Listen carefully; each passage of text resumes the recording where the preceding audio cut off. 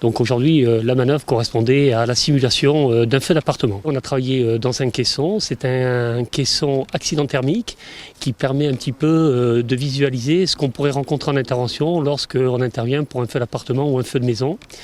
Donc avec la propagation des fumées, la propagation du feu et derrière toutes les mesures de sécurité que doivent prendre en compte les sapeurs-pompiers pour intervenir le mieux possible et dans des conditions de sécurité optimales. Des feux, on en fait de moins en moins, puisque la prévention fait un gros travail dans le domaine de la limitation des incendies par aujourd'hui des normes qui sont relativement draconiennes. Donc on est moins confronté au feu, mais on doit quand même rester performant, d'où l'objectif effectivement de faire des entraînements réguliers pour que nous puissions le jour J être le plus efficace, comme je vous dis, le plus efficace possible. Tous les pompiers du centre de secours ont fait des manœuvres régulièrement et tous les pompiers du département, et ça pour la formation des pompiers du département, c'est directement chapeauté par l'école départementale. Donc c'est les pompiers de tous les centres qui viennent ici. Il y a des instructeurs, comme vous avez pu voir avec les différents sous-officiers.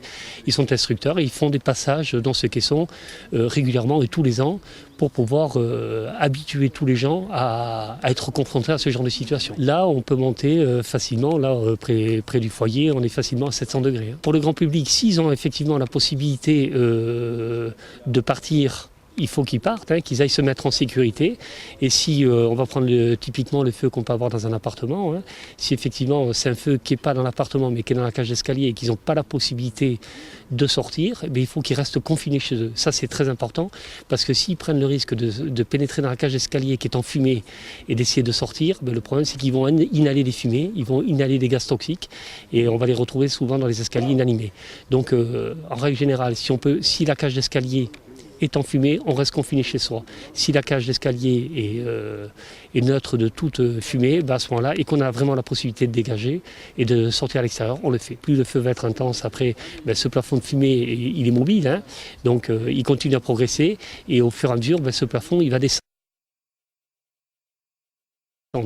Donc ce qui est important effectivement c'est de rester confiné chez soi, se mettre dans un endroit le plus sécurisé possible et le plus loin de l'endroit où il y a le feu et ensuite effectivement de rester allongé le plus près du sol pour éviter des dégâts chauds et l'inhalation de fumée s'il y avait de la fumée qui pénétrait dans l'appartement.